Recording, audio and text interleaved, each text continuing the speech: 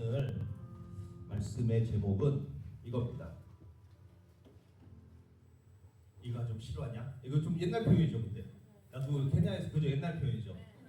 저가 일단 뭐 나이도 좀 있지만은 케냐에서 제목을 생각하려고 그러는데 아무리 생각이 안 나는데 그래도 뭔가 요즘 거를 하고 싶은데 저한테는 이게 굉장히 최신이에요. 그래서 어쩔 수 없이 이 가족 실화냐는 제목으로 여러분들 오늘 말씀 좀 나누고 싶은데 먼저 질문을 하나 할게요. 여러분 혹시 살아가면서 이런 생각 해보신 적 있어요? 우리 부모님은 나를 절대 이해 못한다. 있죠? 한 번쯤 있죠, 다. 우리 부모님은 나를 절대 이해하지 못하신다. 이런 생각 없어요? 여기 다 완전 효녀들밖에 없나? 이런 생각 해본 적 있을 수도 있을 것 같아요. 그럴 때 이런 생각 있을 수 있을 거예요. 이거는 좀 고개 끄덕이는데 조심하세요. 요 질문은 나의 형, 누나, 오빠, 언니, 동생은 맨날 나를 짜증나게 한다. 끄덕이지 마세요. 끄덕이지 말라니까. 특히 형제 있는 사람들은 조심하세요. 고개 일단 딱 저기 국민아 고장 났어? 또 이런 생각 해본 적 있어요 혹시? 저는 우리 집 분위기만 생각하면 한숨만 나와요. 이건 또 그래도 많이 끄덕이진 않네요. 다행히. 그럼 마지막으로 이런 질문 해본 적 있어요? 왜 하나님이 나를 우리 가족에 태어나게 하셨는지 이해가 안 될 때가 있어요. 왜 하나님이 나를 우리 가족에 태어나게 하셨는지 가끔은 좀 불평이고 이해가 안 될 때가 있어요. 이런 생각이나 질문을 해본 친구들 혹시 없나요? 우리 친구들 뒤에 누구라고 얘기는 안 하겠지만 요리 잘하시는 한 분이 손을 번쩍 드셨어요. 자, 아무튼 여러분 중에는 이제 가족에 대해 지금 반응을 보니까 그 형제 자매 관계 빼고는 대부분이 가족에 대해서 아주 좋은 이미지를 가지고 있는 친구들이 많은 것 같은데 그런 친구도 있겠지만 그렇지 않은 친구도 있을 거예요. 저도 그렇고 그리고 물론 살다 보면은 정말 가족이 정말 감사하고 좋은 어떤 이미지를 주는 그런 시즌도 있을 뿐더러 가끔은 때때로는 어쩔 때는 진짜 왜 난 이해할 수 없어서 왜 하나님 이 사람들하고 나를 엮으셨는지 부모님을 생각하면서 저는 외동이니까 이런 생각한 친구도 꽤 있을 거고 저도 그런 생각 한 적이 있어요. 그런데 그런 사람들에게 성경은 오늘 뭐라고 여러분들한테 가르쳐주고 있냐면요. 여러분들이 속한 그 가족은 절대로 우연이 아니라 하나님께서 직접 정하셨다는 거예요. 모든 가족은 다. 오늘 저희가 본문을 읽진 않았지만 에베소서 3장 14절 15절을 잠깐 볼게요. 에베소서 3장 14절 15절이 이렇게 되어 있습니다. 이러므로 바울이에요. 내가는 하늘과 땅에 있는 각 족속에게 이름을 주신 아버지 앞에 무릎을 꿇고 비노니.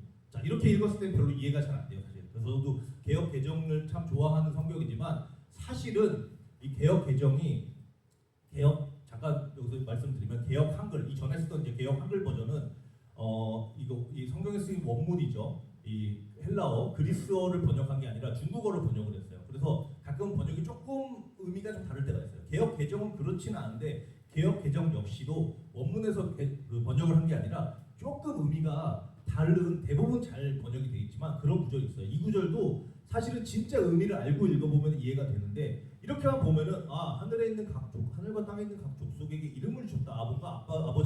하나님 아버지가 이름을 주셨구나 라고만 생각할 수 있는데 사실은 이 구절의 의미는 이겁니다.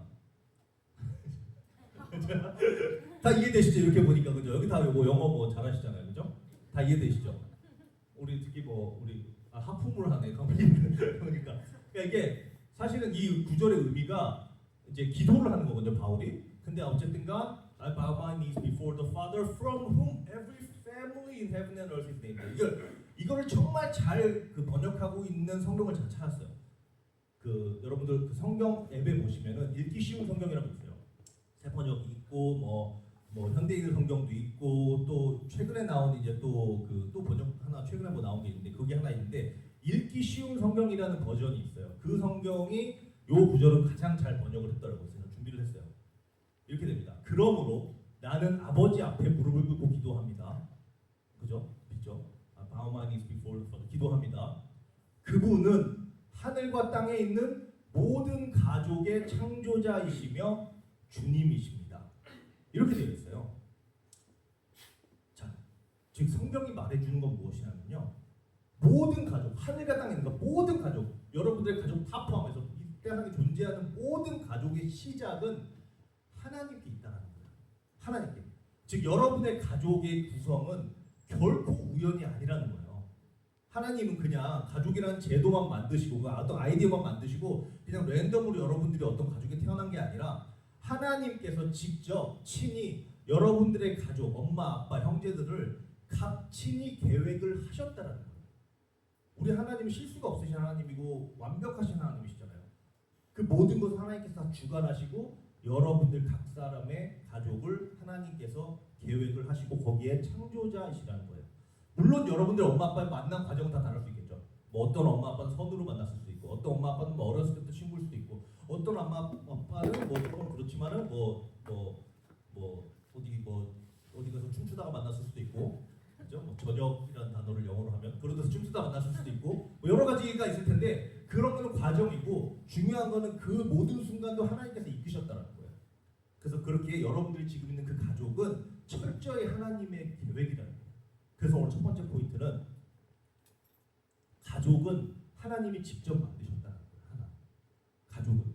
근데 이렇게 말했을 때 여러분들 중에 어떤 사람은 이렇게 얘기할 수 있을 거예요. 하나님 도대체 왜 그러셨을까? 왜 그렇게 선하시고 완벽하다 하나님이시라고 하면서 왜 나를 도대체 내 가족에 넣으셨을까? 그렇게 질문할 수도 있고 그런 질문을 해도 좋아요. 좋은데 우리가 중요한 건 여기서 다 읽진 않았지만 바울이 이 기도하는 거에서 깨달아야 될 중요한 진리가 하나 있어요. 그건 뭐냐면요. 바울이 그 다음에 15절 다음에 이렇게 기도를 합니다. 아버지께서 넉넉하신 당신의 영광에 따라 성령을 통하여 여러분들의 속사람을 굳세게 해주시길 빕니다. 그리하여 여러분이 그리스도를 믿고 의지함으로 그리스도께서 여러분 안에 들어가 사시게 되기를 빕니다. 여러분이 사랑 안에 뿌리를 내리고 털을 잡아서 하나님의 모든 거룩한 백성과 함께 그리스도의 사랑이 얼마나 넓고 길고 높고 깊은지를 깨달은 능력을 가지게 되기를 빕니다. 그리고 인간의 지식을 넘어서는 그리스도의 사랑을 알 수 있게 되기를 빕니다. 그리하여 하나님의 모든 충만함을 여러분이 가득 채워지게 됩니다. 지금 무슨 말이냐면요. 이거를 쉽게 썸머리 해드리면 지금 바울은 모든 가족의 창조주는 하나님이시다라고 얘기를 하면서 그 다음에 말하는 기도의 핵심은 바울은 이거예요. 하나님의 사랑은 너무 크고 넓어서 인간의 지식으로는 다 이해할 수 없다라는 거예요. 그런 선하신 하나님이, 그 사랑의 하나님이 여러분들을 자녀로 삼으셨고 여러분들의 죄를 용서하셨고 여러분들의 과거를 덮으셨고 그 사랑을 가진 하나님이 지금 여러분들의 가족을 주관하고 계시다는 거예요.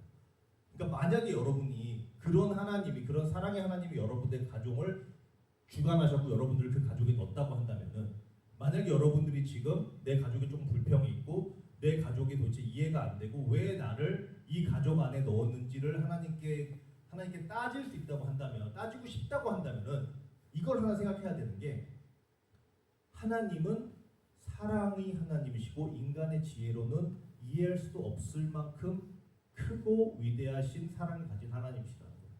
그런 하나님이 너를 사랑하셔서 그 가족에 넣었을 때에는 우리는 이해하지 못한다 하더라도 반드시 그 이유가 있다는 거죠. 이거를 너무 잘 알려주는 구절이 요셉 아시죠? 요셉 아시나요? 요셉의 스토리를 보면은 이거를 너무 우리가 잘 알 수 있어요. 요셉에 보면 요셉 이야기 기억나시죠? 요셉은 12명 중에 한 명이었어요. 그렇죠? 12명 중에 한 명이었는데 형들이 요셉을 미워하죠. 미워해서 요셉을 팔아넘겨요. 그죠? 애굽에 팔아넘겨서 이제 거기서 막 고생하고 또 보디발의 아내와 사건도 있고 이래서 결국은 어쨌든 나중에 총리가 되고, 그렇지만 분명한 거는 형들한테 미움을 받고 노예로 팔려가고, 그리고 성경을 잘 보시면은 그 구덩이에 요셉을 집어넣고 얘를 어떻게 할까, 죽인 다음에 그 짐승이 죽였다고 할까 하면서 얘를 어떻게 할까를 고민하면서 밥을 먹었다고 돼 있어요. 여러분 상상해 보세요. 여러분들의 형제가 나를 지금 죽일까 말까를 얘기하면서 맛있게 밥을 먹고 있는 거예요. 얼마나 트라우마가 생기지 않았을까요? 그런 과정을 겪었던, 그런 가족 가운데 있었던 요셉인데도 불구하고 나중에 요셉이 뭐라고 고백하는지 아세요? 하나님의 그 사랑의 하나님, 그 선하신 하나님이 그런 하나님을 깨달았던 요셉은 이렇게 고백을 해요. 그런즉 나를 이리로 보낸 이는 당신들이 아니요 하나님이시라. 요셉은 자신의 인생을 이렇게 만든 게 형들이 아니라 하나님께서 이끄신 것이라고 고백을 하는 거예요. 근데 이거 우리도 마찬가지예요. 우리 가정이 완벽하지 않을 수 있어요. 당연히 저도 그래요. 완벽하지 않지만 그 안에 분명히 선하신 하나님의 하시고 싶은 그런 일이 있다고 한다면은 여러분들 신뢰하고 나아갈 수 있는 거예요. 왜냐면은 그 가족을 묶어놓으신 분은 사랑의 하나님이시기 때문에 그래요. 지금은 모를 수도 있어요. 이해 안 될 수도 있어요. 요셉이 구덩이에 들어갔을 때 그걸 이해했을까요? 요셉이 노예로 팔려갔을 때 그걸 이해했을까요? 절대 이해 못했을 거예요. 그렇지만 그 사랑을 알았을 때는 이런 고백을 할 수 있는 것이고, 여러분들도 그 가족 가운데 엄마 아빠가 왜 그런지 난 이해가 안 된다 할지라도 분명히 선하신 하나님은 그 통해서 무언가를 하실 만한 그 이유가 있으셨기 때문에 여러분들을 그 가정으로 부르신 거예요. 그래서 우리 두 번째 포인트는 뭐냐면요, 그런 가족 가운데 여러분들에게 하나님께서 대신에 그 나머지는 하나님께 맡겨두고 여러분들에게 주신 역할이 두 가지가 있어요. 그 두 가지가 뭐냐면 에베소서 1장에서 3절에서 나오는데, 첫 번째는 순종하라예요. 일단 내 가족을 꾸리신 분은 하나님이시라고 걸 믿는다면 지금은 내 뜻대로 뭔가 되지 않고 마음에 안 들 수도 있지만 거기서 나에게 주신 역할 두 가지는, 첫 번째는 순종하라, 두 번째는 공경하라. 여러분들이 이게 여러분들 가정에서 해야 되는 일이에요. 순종하고 공경하는 거. 근데 중요한 건 순종이라고 했을 때 여러분 조금 마음에 안 드시죠, 그죠? 왜냐하면 순종이라고 했을 때 뭔가 무조건 말을 들어야 되는 건가 이렇게 생각할 수도 있잖아요. 근데요, 순종은 중요한 게 여기서 어떻게 돼 있어요? 주 안에서 순종하래요. 주 안에서. 그러니까 내 부모님이라고 해서 물론 우리가 순종하고 말을 들어야 되지만 무조건 무슨 말을 하고 다 듣는 게 아니라, 주 안에서 순종하라는 것은 단순히 부모의 말이니까 그냥 따르라는 게 아니라 하나님을 향한 순종의 태도로 부모님께 반응하라는 거예요. 그게 주 안에서 순종하라는 의미예요. 다시 말하면은 부모님이 완벽하기 때문에 그들의 말을 따르는 것이 아니라 하나님이 나를 이분들에게 맡기셨기 때문에 그들의 말을 존중하는 마음으로 반응을 하라는 거죠. 그게 진짜 순종이라는 거예요. 예를 들면은 부모님이 너 핸드폰 좀 그만하고 방 좀 치워라 라고 하셨을 때 속으로는 지금 하라고 했는데 또 저 난리네 뭐 할 수 있잖아요. 근데 그럴 때 한 박자만 멈추고 하나님 지금 이 순간에도 내가 순종을 배울 수 있게 도와주세요 라고 고백할 수 있는 것, 그렇게 기도해 보는 것, 그게 주님께 대하듯이 순종하듯이 부모님께 대하라는 거예요. 한 번에 안 될 거예요, 잘. 그렇지만 그런 연결 반응이 계속해서 되게 되면은 언젠가 한 스텝 한 스텝 부모님을 하나님 대하듯이 순종할 수 있는 그런 모습으로 조금씩 다가가게 될 거예요. 그 두 번째는 공경인데, 공경은 그냥 바르게 행동하는 게 아니에요. 그게 아니라 부모님을 하나님의 세우신 존재로 존중하는 거예요. 근데 이렇게 말했을 때, 부모님을 공경하라고 했을 때 또 어떤 친구들은 이렇게 얘기할 수 있어요. 선생님, 근데 저희 가족은요, 저희 아빠는요, 저희 엄마는 솔직히 그럴 자격이 없어요. 저한테 존중받을, 공경받을 자격이 없어요. 전사님 모르잖아요, 우리 엄마 아빠가 무슨 짓을 했는지. 그걸 아시면요, 그분들한테 아무리 하나님의 말씀이라고 해도 내가 절대로 먼저 다가갈 이유가 없어요 라고 생각하는 친구가 있을 수도 있을 것 같아요. 맞아요, 그럴 수 있어요. 부모님이 저는 모르죠. 어떤 행동을 했고 어떤 짓을 했는지 모르지만은 그런 자격이 없을 수도 있어요. 그런데 여러분, 하나님이 얘기하시는 거는요, 그 사람을 보고가 아니라, 그분을 위해서가 아니라 주님을 위해서 그렇게 하라는 거예요. 주님이 우리에게 먼저 은혜를 주셨기 때문에 그 은혜로 그들이 그거를 자격이 없다 한다 할지라도 내가 그렇게 주님 안에서 그를 또 공경하러 나갔을 때에 그 하나님께서 나에게 주신 은혜를 그 가족에게 흘려보내라는 거예요. 우리는 자격이 있어서 하나님이 우리를 구원해 주셨나요? 그렇지 않거든요. 분명히 그렇지 않잖아요. 우리가 죄인되었을 때 우리를 위해서 구원해 주셨잖아요. 부모님 자격 없었어요. 그 자격을 생각하게 되면은 절대로 부모님들도 인간들이기 때문에 순종하고 공경할 수 없습니다. 그렇지만 우리가 주님을 대하듯이 하면은 하나님께서 요셉을 사용하듯이 여러분들을 사용하셔서 여러분들의 가정에게 여러분들을 축복의 통로로, 은혜의 통로로 사용하게 될 줄을 믿습니다. 여러분, 예수님 한번 생각해 보세요. 예수님도 세상의 모든 죄를 짊어지시 십자가에 달리셨을 때도, 그 힘든 와중에도 예수님은 그 고통스러운 순간에도 요한복음 보시면은 요한에게 내 어머니를 부탁한다라고 얘기했어요. 십자가를 지금 지고 계실 때, 십자가 위에 계시는데도 예수님은 그 어머니 마리아를 요한아, 내 어머니를 잘 부탁한다라고 얘기했어요. 우리 예수님이 여러분 만약에 십자가 위에서 부모님을 돌보셨다면 우리는 부모님에게 평소에 말이라도 조금 예쁘게 할 수 있을 것 같아요. 여러분들이 부모님에게 조금 더 귀 기울이고 마음을 열고 반응하고 따뜻하게 말해주고 감사의 표현을 하고 그렇게 공경의 문화를 만들어갈 수 있다고 한다면 그게 바로 여러분들이 여러분들 가정에서 부모님이 어떻게 하던 축복의 통로로 하나님이 여러분들을 사용하게 되실 줄 믿습니다. 그런데 중요한 게 또 하나 있어요. 만약에 여기서 여러분들 부모님 중에 아직 예수님을 모르는 친구들이 있을 수 있어요. 그죠?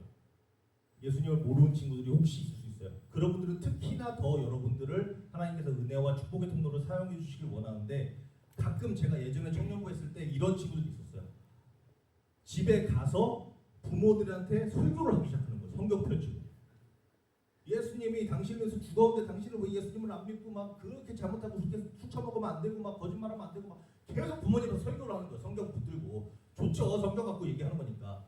근데 중요한 건요. 부모는요. 뭐 남녀 그 어떤 서양 동양을 불문하고 이렇게 설교는 위로는 잘 안 올라가요. 나보다 어쨌든 어른들한테는 설교에서 그들을 전도하려고 하지 마세요.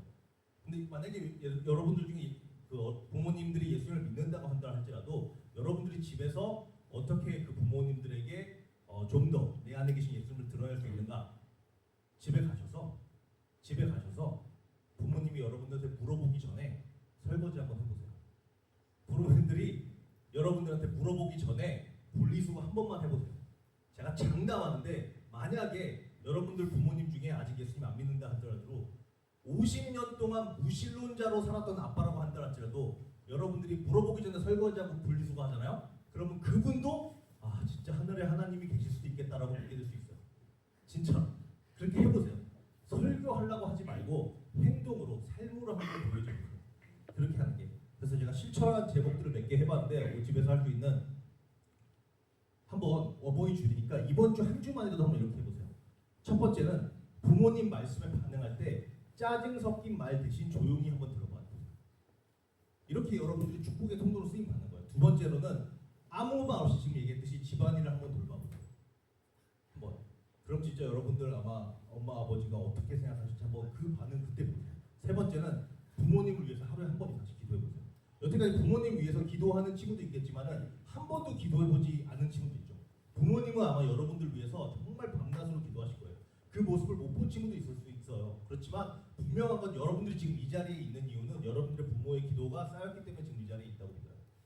반대로 이번에는 오늘 어버이 주일이니까 이번 주 한 주만이라도 여러분들이 부모님을 위해서 그렇다고 그 앞에 가가지고 가가지고 막 티나게 하지 말고 못 보시더라도 갑자기 엄마 앞에 가가지고 하나님 엄마를 막 이렇게 하지 마세요.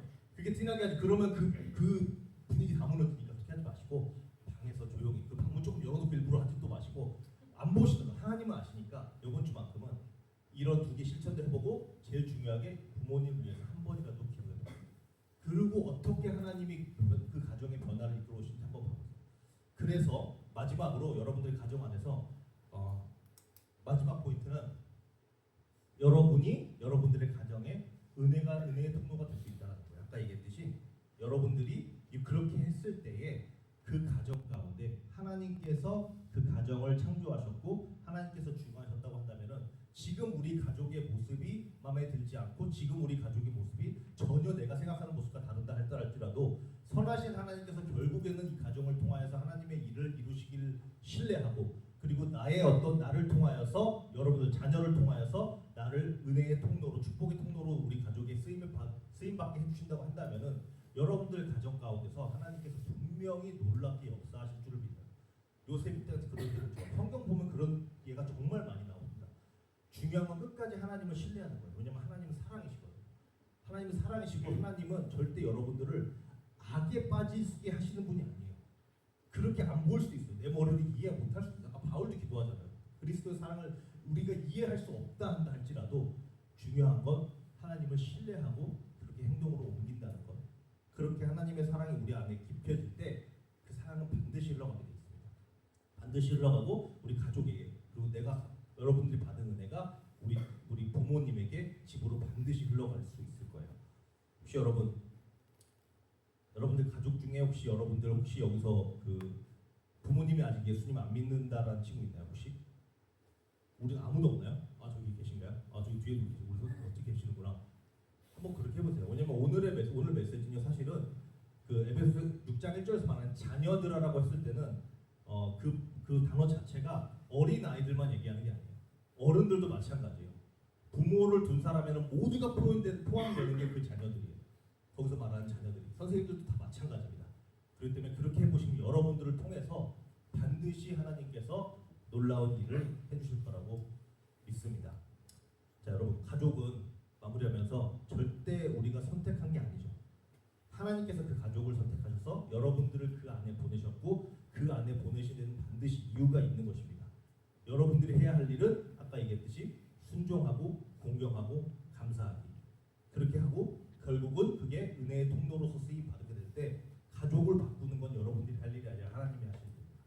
하나님을 신뢰하고 예수님의 모습을 보여주는 여러분들이 되시기를 주님의 이름으로 축원합니다.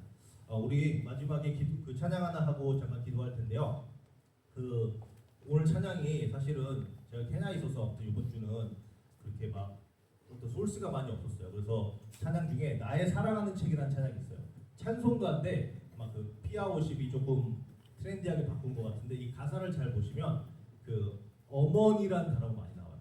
물론 아버지와 어머니 같이 생각하시면서 저도 어렸을 때 이 찬양을 불렀었는데 그 어머니의 사랑 그리고 어머니에게 무엇보다 여기 우리 많이 손 안 든 친구 중에 부모님이 어떻게 믿음을 물려받은 친구들이 있기 때문에 그런 믿음의 유산을 내려주신 우리 어머니 아버지를 생각하시면서 우리 같이 찬양하고 그리고 마치도록 하겠습니다.